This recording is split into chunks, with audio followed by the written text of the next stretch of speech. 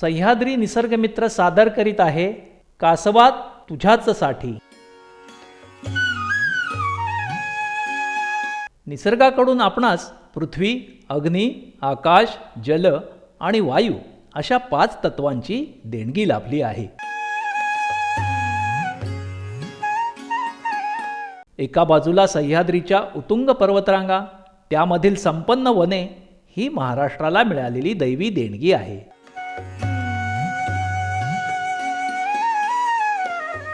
त्याचबरोबर पश्चिमेला अरबी समुद्र ही एक विपुल संपदा असलेली परिसंस्था आहे.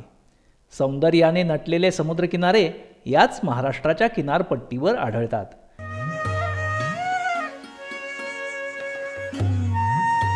विविध प्रकारचे पक्षी या किनाऱ्याचे सौंदर्य वाढवतात.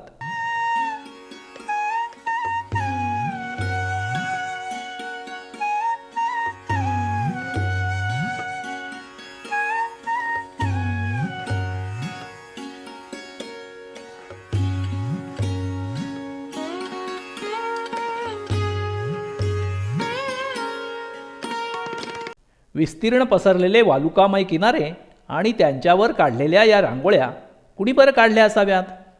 या आहेत सागरी कासवांच्या पाऊलखुणा. 20 कोटी वर्षापूर्वी सागरी कासवांची उत्पत्ती झाल्याचा अंदाज आहे. जगामध्ये आढळणाऱ्या सागरी कासवांच्या 7 प्रजातीपैकी 5 प्रजाती भारताच्या किनाऱ्यावर आढळतात.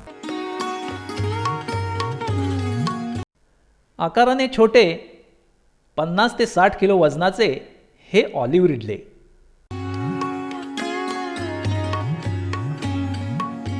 त्याहीपेक्षा थोडं मोठं असं हे हॉगबिल कासव.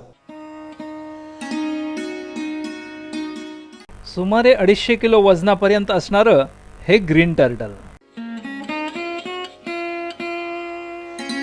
लेदरबॅकचं वजन सुमारे 500 ते 700 किलो असतं. 200 किलो वजनाचं लॉगरहेड कासव महाराष्ट्राच्या किनाऱ्यावर अंडी घालताना आढळलेले नाही.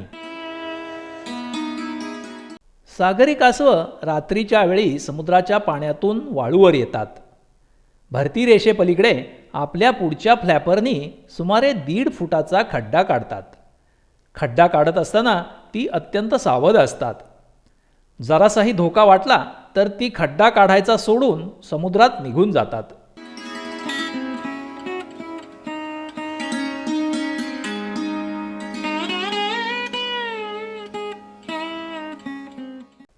त्या खड्ड्यामध्ये 100 ते 150 अंडी घालतात.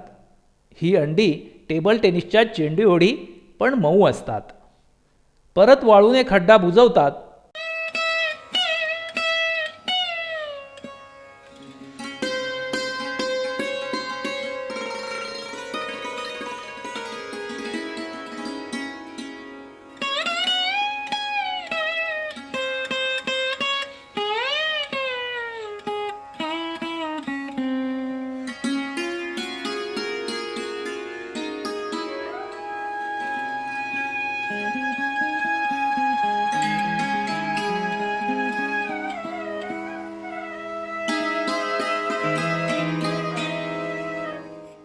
नंतर स्वतःच्या शरीराच्या वजनाचा उपयोग करून वाळू चांगली दाबतात. यावेळीचा त्यांचा वाळूवरचा नाच पाहण्यासारखा असतो. त्याला टर्टल डान्स असं म्हणतात.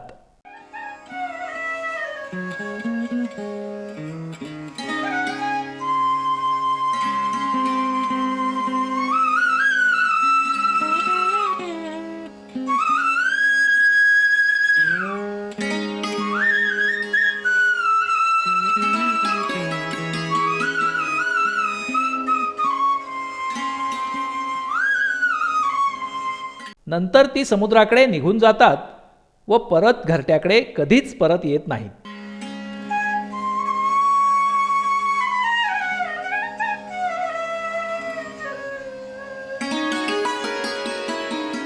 वाळूवर जाताना व येताना उठणाऱ्या पाऊलखुणा कासव किनाऱ्यावर आल्याचे सांगतात.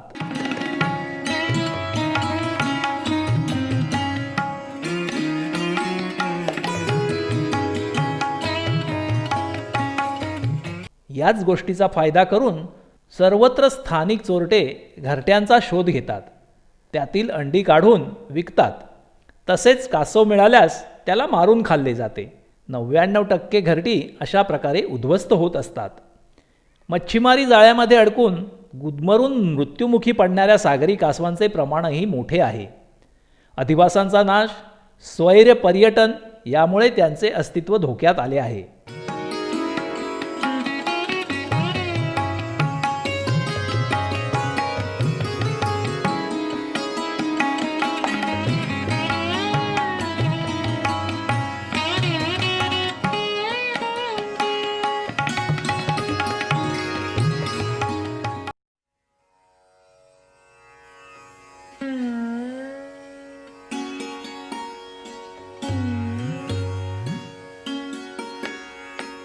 कासवांच्या अंड्याची उबवण निसर्गतःच होते.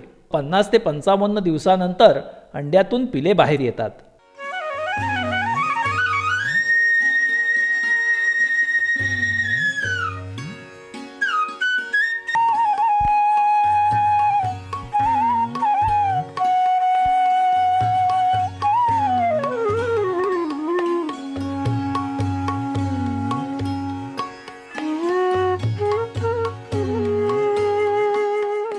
चार दिवस ती वाळूतच असतात.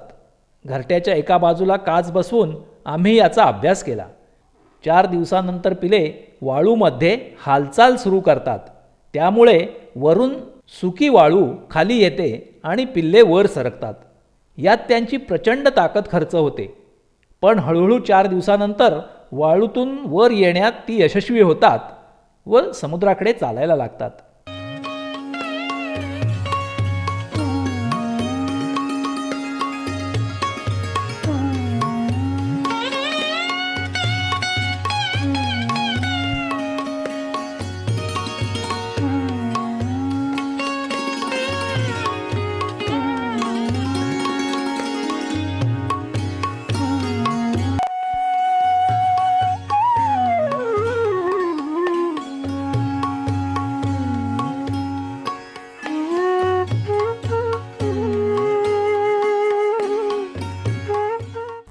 सागरी पर्यावरणात कासवे समुद्र स्वच्छ ठेवण्याचे अत्यंत महत्त्वाचे काम करतात. परंतु विविध कारणामुळे ही कासवे आंतरराष्ट्रीय स्तरावर धोक्यात आली आहेत. त्यांच्या संवर्धनाचे कार्य विविध ठिकाणी चालू आहे. हॅचरी उभी करून त्यामध्ये त्यांच्या घरट्यांचे संवर्धन करणे व पिल्ले येतील त्यांना बाहेर सोडणे असे अनेक ठिकाणी चालू आहे.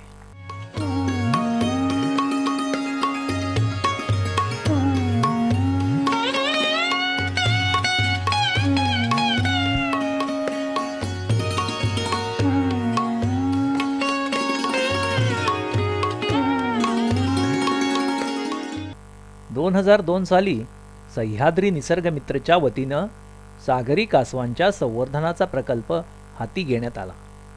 जनजागृती, प्रत्यक्ष कासवांचे संरक्षण व त्यामध्ये स्थानिकांचा सहभाग असे कार्यक्रमाचे स्वरूप होते. शाळांमधून इको क्लब स्थापन करण्यात आले. स्थानिक युवकांना मार्गदर्शन करण्यात आले. स्थानिक लोकांचा सहभाग वाढवण्यात आला.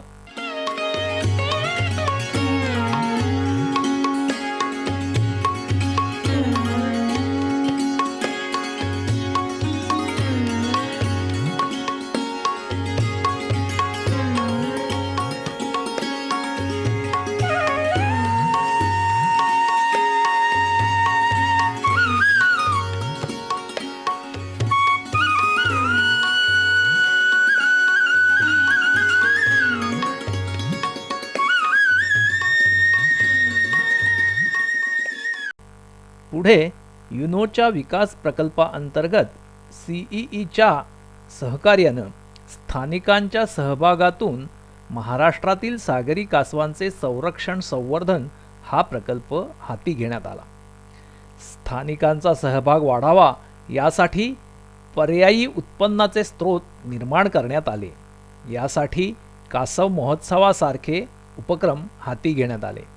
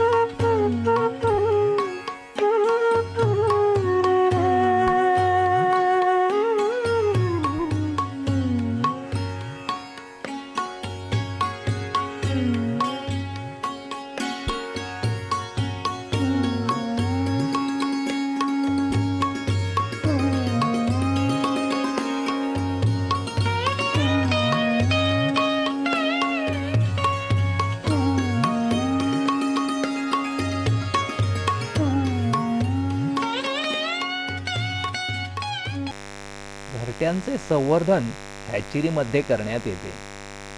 पाऊलखुणावरून घरटे शोधण्यात येते, त्यातील अंडी बाहेर काढण्यात येतात. त्याच किनाऱ्यावर उभ्या केलेल्या हॅचरीमध्ये ती परत तसाच तेवढा खड्डा काढून पुरली जातात. 50 ते 55 दिवसानंतर पिले बाहेर येताच त्यांना पाण्याजवळ नेऊन समुद्रात सोडण्यात येते. या कामात अत्यंत काळजी घ्यावी लागते. सर्व प्रकल्प गावात यासाठी माणूस नेमण्यात आला आहे. तो पहाटेच्या वेळी या किनाऱ्यावर फिरून घरटी शोधतो व अंडी मिळताच हॅचरीमध्ये संरक्षित करतो.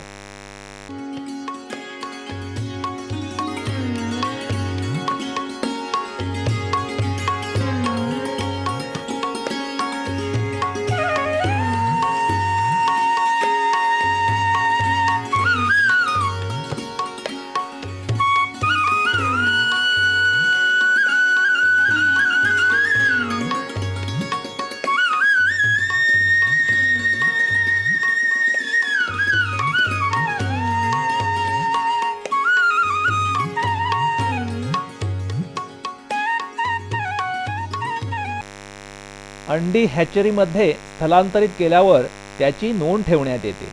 प्रत्येक घरट्याला नंबर देण्यात येतो व त्याबाबतची सर्व माहिती रजिस्टरमध्ये नोंद करण्यात येते.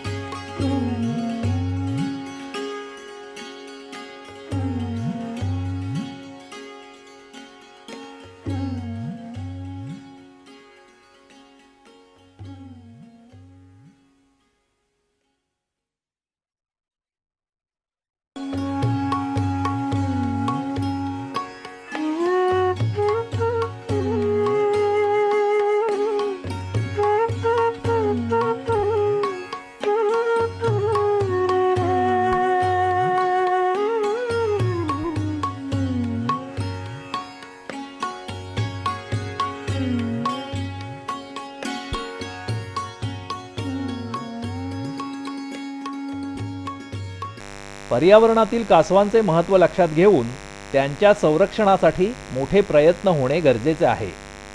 आपण सुद्धा या प्रकल्पासाठी खारीचा वाटा म्हणून मदत करा.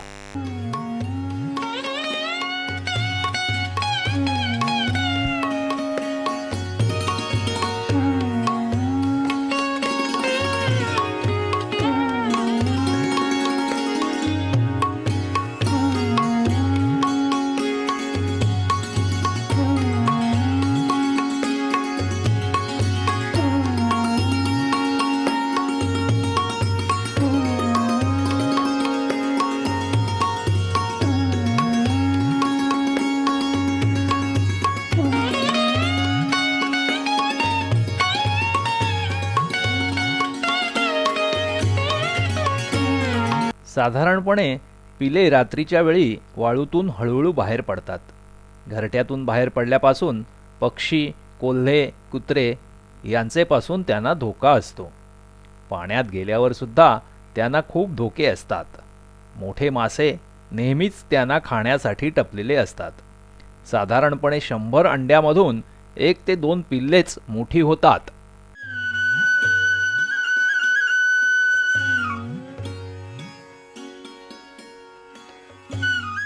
सह्याद्री निसर्ग मित्रनं गेल्या 6 वर्षात महाराष्ट्रामधील 30 गावांमधून सुमारे 16,000 पेक्षा जास्त ऑलिव्ह रिडले कासवाची पिल्ले समुद्रात सोडण्यात यश मिळवलं आहे.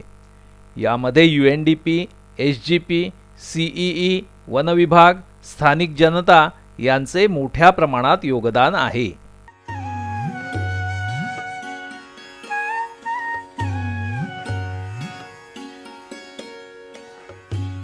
वाळूतून चालत ती समुद्रात जातात.